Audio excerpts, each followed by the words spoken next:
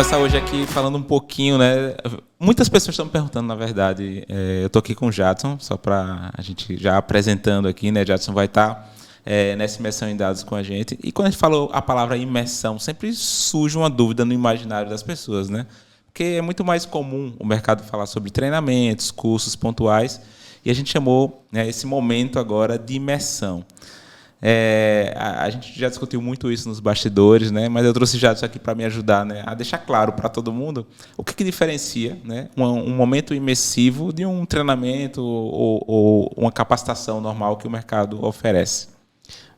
Então, Hermeval, quando a gente fala de imersão, fazendo analogia com o mundo comum, né, das pessoas, e aí a gente pode puxar um pouquinho o lado da imaginação e se colocar no lugar de uma pessoa que não sabe nadar, certo? E quando ela vai em uma praia, ela fica ali na beira da praia, molha os pés, no máximo vai ali dar um mergulho, né? Mas sempre em um ambiente restrito, né? Um ambiente onde ela tem controle de tudo que ela faz. Quando a gente fala sobre imersão, é justamente o momento em que você se aprofunda um pouco mais naquilo que você se propõe a fazer. Então, em nosso caso, e fazendo esse paralelo com a pessoa que não sabe nadar, você vai ter uma pessoa ou pessoas que vão estar ao seu lado, né, lhe ajudando a ir para águas mais profundas. Você vai entrar um pouquinho, se adentrar um pouquinho mais no ambiente, né, de análise de dados, de ciência de dados, com pessoas que são capazes de transferir esse conhecimento para você. Né? Então, a gente vai ter um auxílio e não é apenas uma questão de transferência de conhecimento. Você vai praticar esse processo de análise de dados, esse mundo da ciência de dados. Obviamente, entendendo e contextualizando muito mais você no ambiente e, naturalmente, lhe dando a oportunidade de exercitar aquilo que a gente está propondo como experiência imersiva, né? De levar você para um ambiente um pouco mais robusto, um ambiente com muito mais conhecimento, um conhecimento muito mais aprofundado, cases reais, né? Coisas que são colocadas em prática no dia a dia das empresas e que geram resultado.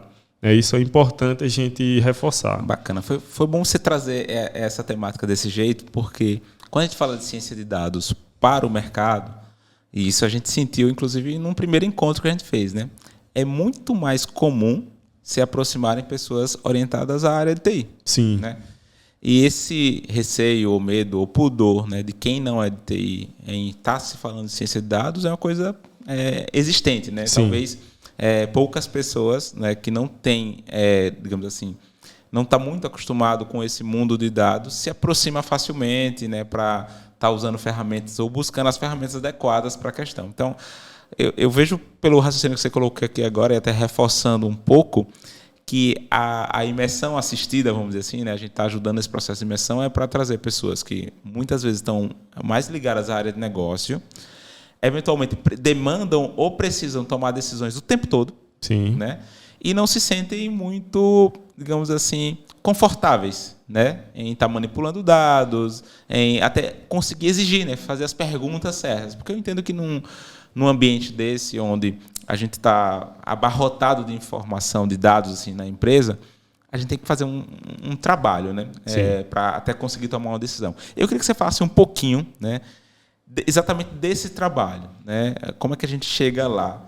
Porque, às vezes, a dificuldade não é necessariamente a intenção da pessoa em usar dados ou tomar a decisão da melhor forma possível. Todo mundo quer isso, no final das contas, mas alcançar isso tem um processo. Eu queria que você falasse um pouquinho desse processo. Sim. Então, o primeiro ponto é sobre o termo ciência de dados. Né? Hoje é um termo que está muito popularizado. Muito se fala sobre a ciência de dados, o uso de tecnologias como inteligência artificial, aprendizado de máquina. Né? Então, é um termo que ele nasce de uma mistura de algo que é científico, né? Por isso o uso do termo ciência, e dentro de um contexto de tecnologia. Então, por isso que as pessoas associam muito a questão técnica, né? Porém, o cientista de dados em si, a natureza dele não é uma formação técnica na área de tecnologia. Então, muitos cientistas de dados, eles vêm da área de negócio. Eles resolvem problemas de negócios usando os dados para se embasar, para tomar decisões e identificar se aquilo que ele está produzindo se é válido ou não, se tem a probabilidade de ser assertivo ou não. Foi bom você falar disso daí, né? Porque eu acho que no imaginário das pessoas, né, por falar de tecnologia, acreditam que vai colocar alguém com uma base muito forte de tecnologia no meio de um cenário crítico, que é da área de negócio, domínio de negócio, vamos falar assim, e essa pessoa vai resolver tudo.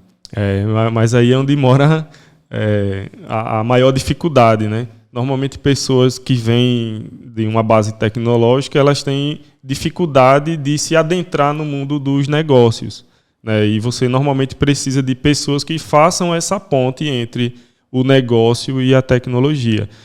A gente entende que a tecnologia hoje ela faz parte do core do negócio, né? Ela não é mais uma área de conhecimento que está alheia ou ao redor do negócio. Ela hoje, pelo fato da evolução tecnológica mesmo, se faz necessário ter tecnologia para os negócios funcionarem.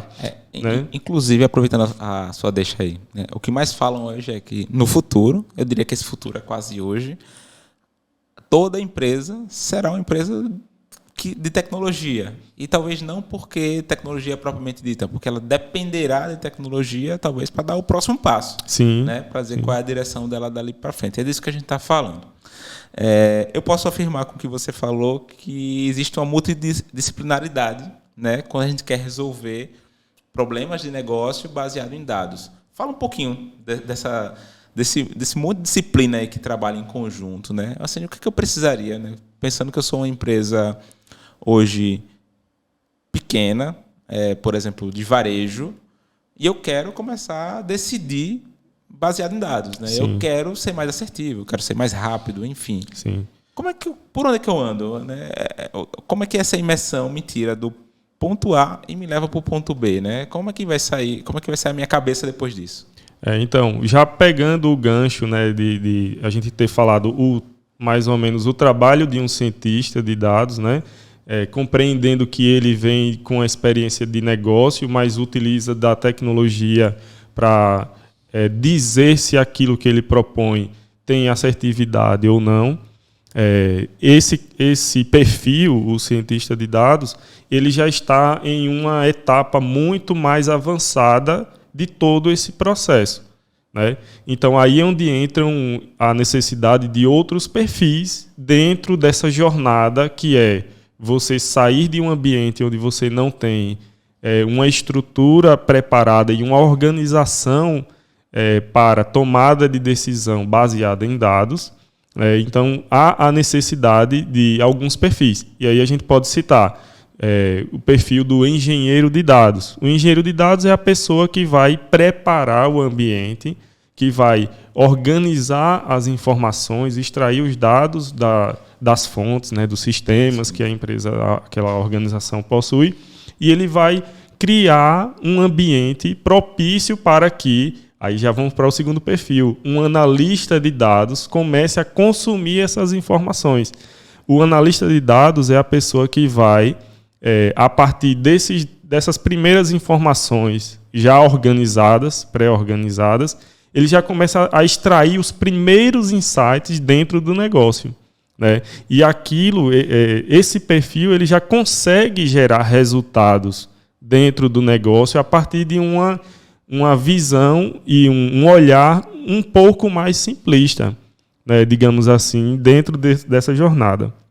Depois disso, aí sim a gente começa a ter necessidades de negócio.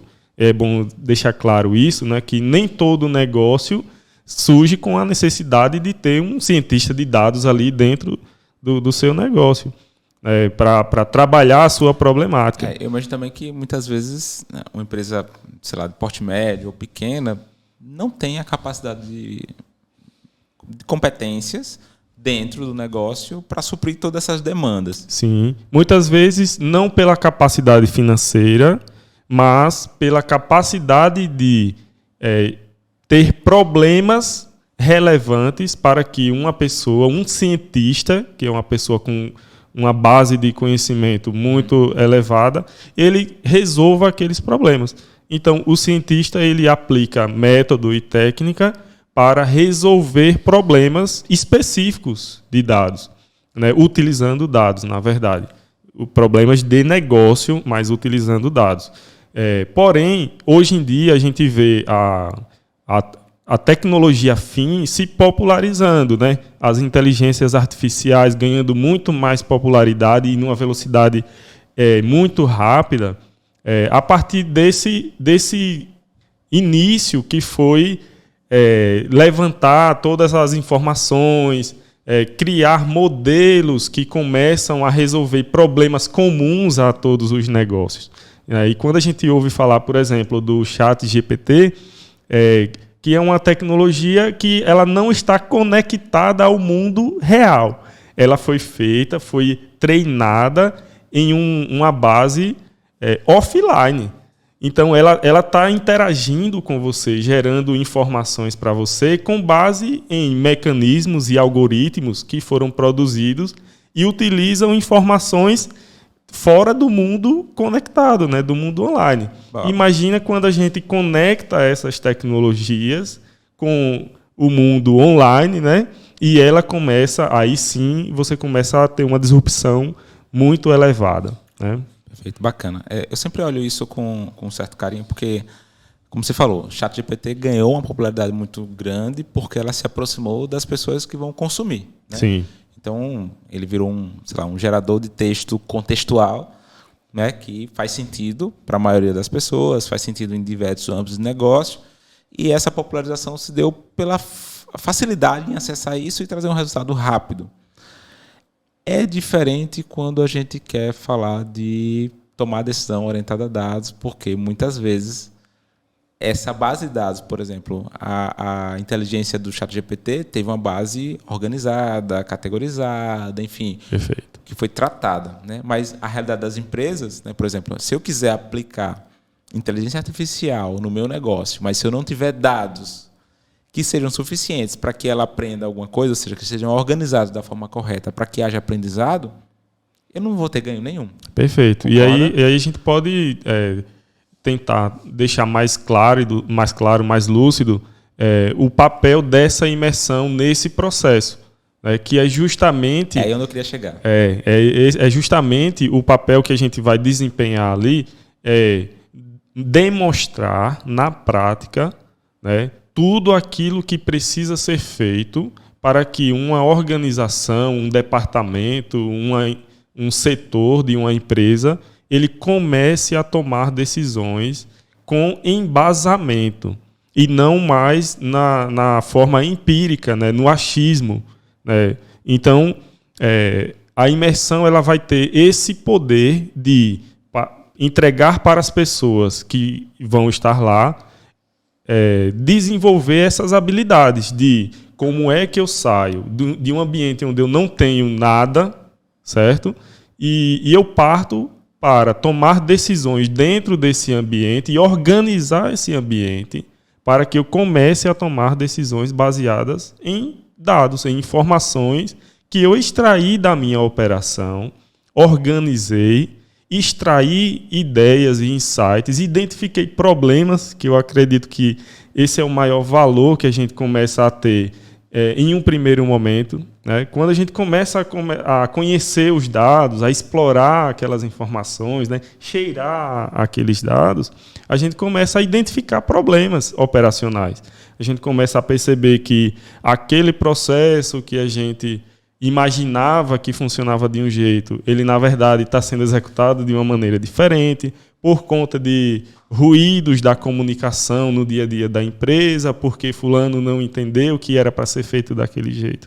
E aquilo começa a levantar tirar aquela poeira de cima, né, da operação e começa a deixar as coisas muito mais claras para quem está à frente do negócio ou coordenando ou gerenciando um time. Entende? Bacana. Eu estou convencido que se a empresa quiser andar mais rápido, né, e, de certa forma, tomar as melhores decisões, ela tem que estar preparada do ponto de vista de competências. Mas a minha pergunta agora é, pensando nesse cenário, quem da minha empresa deveria estar nessa imersão? É o meu técnico de informática que está lá e que, de repente, poderia me ajudar nisso? É o meu gerente? Quem é que deve estar lá, no final das contas? Então, essa imersão ela vem sendo pensada há um certo tempo com foco em ajudar os gestores, aquelas pessoas que tomam decisões, né, os gestores, os fundadores, o CEO, os coordenadores, pessoas de um nível gerencial, mas a gente não descarta a possibilidade de pessoas técnicas participarem desse processo. Por quê? Porque muitas vezes as empresas elas não têm a capacidade de ter vários perfis especialistas em determinadas áreas. E acaba que você tem um perfil um pouco mais generalista que executa várias partes desse processo. Digamos assim, eu posso ter um analista de dados, mas com conhecimento em engenharia de dados, em fazer análise de dados e um pouquinho de ciência de dados, certo? E essa pessoa ela pode, dentro de uma organização, gerar muito resultado. E o gestor ele é essencial tá dentro dessa imersão, porque se hoje ele tem o olhar do achismo, né, ou da experiência, digamos assim, eu acho que essa é a palavra que mais se encaixa, mais se adequa a essa pessoa, ele tem a experiência, a vivência do dia a dia. Porém, muitas vezes ele não conhece de fato como funciona a sua operação. E é justamente essa proposta que a gente vem trazer. Como é que esse gestor começa a olhar para a sua operação, para aquilo que ele está se propondo a fazer, e como é que ele sabe se ele está gerando resultado ou não. Eu acredito que essa é a pergunta assim, que embasa, muitas vezes, os investimentos que a gente faz. Né? Quando você pensa hoje em fazer um investimento em marketing, você não está visando apenas fazer o investimento, mas você quer um retorno daquilo que você está empenhando. Então, o gestor, essa pessoa que toma a decisão, se ele não sabe o retorno que aquele investimento que ele deu, o retorno que ele conseguiu alcançar, como é que ele sabe se aquele investimento foi válido ou não? Então, ele vai apostar de novo naquela mesma estratégia ou ele vai mudar a estratégia? Então, estar preparado para tomar esse tipo de decisão passa por se estruturar, organizar suas informações e, consequentemente, ter um ambiente propício para que a informação ela chegue mais rápido para você. Eu queria que a gente pudesse agora trabalhar um pouquinho com exemplos, né? Até para tangibilizar tudo isso. Eu conheço operações de empresas, né, que muitas vezes elas nadam conforme a maré. Sim. Né? E isso, com frequência, tem a ver com ela não entender bem como é que a sua operação está, enfim, para onde está indo o vento e assim por diante. Então, ele segue o concorrente. Né? Sim. Ele copia a tabela de preço do concorrente. Nessa situação, né, e eu ainda falo de organizar dados, de conseguir aprender com o que eu tenho de informação. Primeiro, é possível uma empresa com baixo investimento já ter resultado? Tipo, coloquei meu gerente lá na imersão, ele saiu de lá com a cabeça explodindo, né? Mas agora ele vem aqui para a minha empresa. Como é que ele entrega resultado? Você poderia citar algum exemplo que ele poderia fazer aqui no meu negócio? E que investimento dependeria disso? Eu tenho que botar muito dinheiro depois disso. As ferramentas são caras, não são? Claro. Então, hoje em dia você consegue, com um pouco de conhecimento, gerar muito resultado com aquilo que você já tem. Então, a gente muitas vezes olha para esse cenário de tecnologia e imagina as ferramentas super poderosas que vão resolver o mundo. Isso é o marketing que faz, que vende isso para a gente. E as ferramentas têm um certo valor, elas fazem parte desse processo, elas entregam muito nesse processo, nessa jornada. Só que muitas vezes a gente passa a olhar para essas ferramentas e ignora aquilo que a gente já tem dentro de casa. Esquece de fazer o básico bem feito. Feijão com arroz, né? Feijão com arroz. Então, vamos falar de algumas ferramentas que as pessoas negligenciam o uso. Né? A própria planilha Excel. Se o gestor ele tem lá um sistema que gera informação analítica para ele, ou seja, muito detalhada, sem sintetização, mas ele precisa ter um olhar macro, ele precisa agrupar essas informações e ter uma visualização um pouco diferente daquilo que o sistema dele oferece, entrega. Quando ele usa o Excel, se ele utilizar recursos específicos ali do Excel, ele consegue, com pouco, já exercitar esse poder de transformar o analítico em sintético, de já ter uma visão histórica das informações, saber se ele está evoluindo ou não. Isso com pouco investimento. A imersão ela entrega isso para a gente, ela traz isso para a gente muito claro, exemplos claros de como a gente, com pouco, fazer e já começar a extrair. É óbvio que existem as limitações e quanto mais a gente vai perceber na imersão que quanto mais a gente começa a se aprofundar, as ferramentas elas vão sendo necessárias dentro dessa jornada, dentro desse processo. Né? Então, eu não estou descartando o investimento, mas eu estou dizendo afirmando que com pouco você consegue ter muito resultado.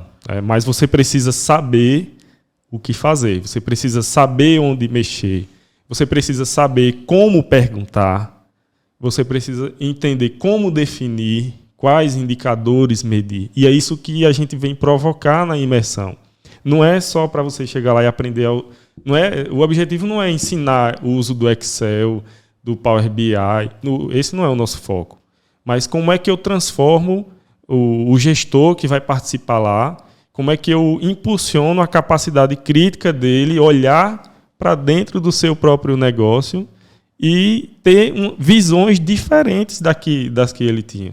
Eu diria que seria assim, na verdade é uma grande semente, né, plantada na cabeça desse gestor, fazendo um resumo de tudo isso, para ele ter uma capacidade analítica em cima dos dados que ele tem na empresa dele. Perfeito, né? Perfeito. Porque se nesse momento, pela sua fala, se esse gestor está fazendo mais do mesmo, né, não está se acompanhando em termos de indicadores, não olha para os seus dados, provavelmente o resultado não vai ser diferente no dia a dia.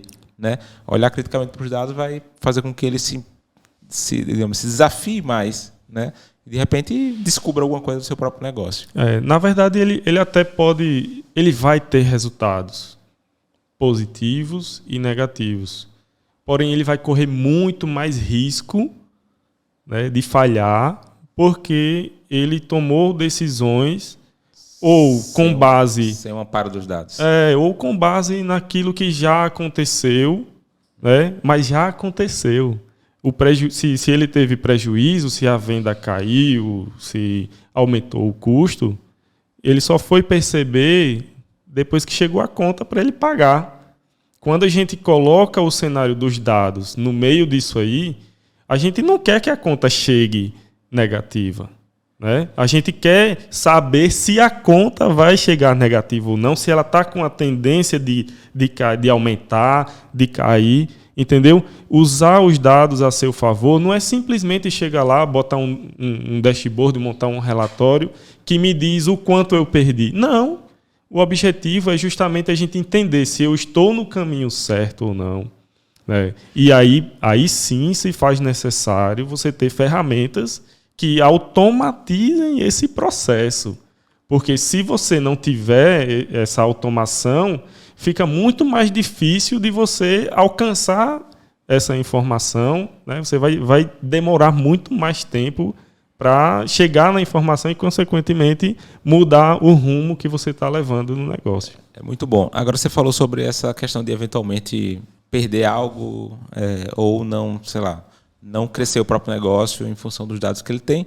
Mas eu queria trazer aqui um exemplo, né? Eu li um artigo há poucas semanas atrás que falava sobre quanto das vendas da Amazon são representadas pela própria recomendação que eles dão aos seus consumidores. Então, veja o seguinte, tem um cenário de oportunidades também, né, quando você está analisando os dados. Né? Na reportagem que eu li, cerca de 35% das vendas da Amazon dependiam das recomendações. Então, você imagina, 1/3 do que a Amazon vende hoje só se vende porque ela tem uma recomendação muito assertiva em cima da própria base de clientes. Me fala um pouquinho sobre oportunidades ocultas, né, que os dados podem revelar. Sim. Então, quando a gente começa a utilizar a tecnologia ao nosso favor e de maneira assertiva e correta, é óbvio que, em um princípio, é muito difícil, às vezes, enxergar essas oportunidades e a gente acaba olhando aquilo como um custo e não como um investimento e com um olhar à frente.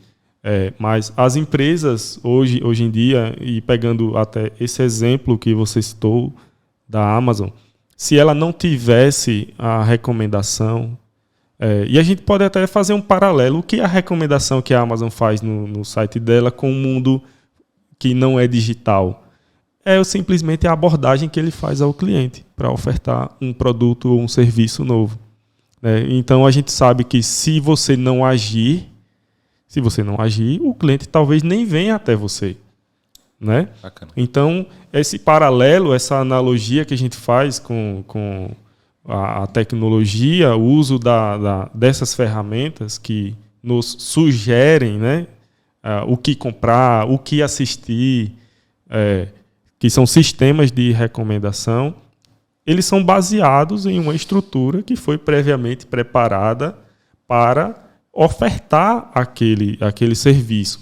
Isso daí foi construído para automatizar esse processo e personalizar de uma forma jamais vista.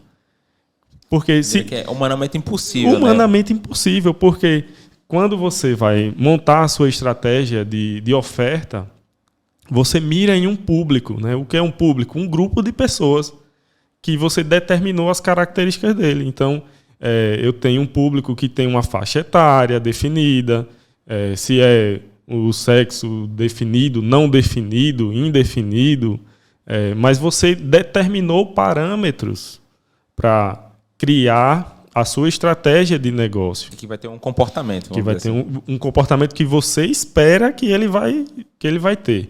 Isso eu estou falando do mundo real, mundo não digital. Quando a gente utiliza essas ferramentas, a gente está personalizando, eu estou analisando o indivíduo. Então, eu não estou olhando para o grupo, né? Eu estou olhando para o indivíduo, então eu sei o seu gosto. O perfil individual de compra vai dizer qual é a próxima compra, Exatamente. O que você consome, o que você gosta, isso é o que vai dizer o que eu sugiro para você com base em estatística e algoritmos que são treinados para identificar aquilo que eu devo oferecer para você. Né? Então, aí é onde mora justamente a oportunidade. Eu não consigo jamais, em uma empresa que tem, 5 milhões de clientes, para eu conseguir atender individualmente cada cliente, eu teria que ter um esforço humano gigante para poder... Que não compensaria o ROI. Né? Não digamos que seria impossível, mas que seria um custo muito mais elevado, certamente, do que construir todo esse processo de automação. Bacana. Então, a imersão em dados faz parte do movimento. Né? Dados geram lucro. Espero que vocês acompanhem a gente aí nas redes, a gente falar muito mais sobre esse assunto, tentar entregar o melhor para vocês em termos de informação e, principalmente, a capacidade de tomar decisões assertivas baseadas nos dados que vocês têm na sua própria empresa. Tchau, tchau e até o próximo.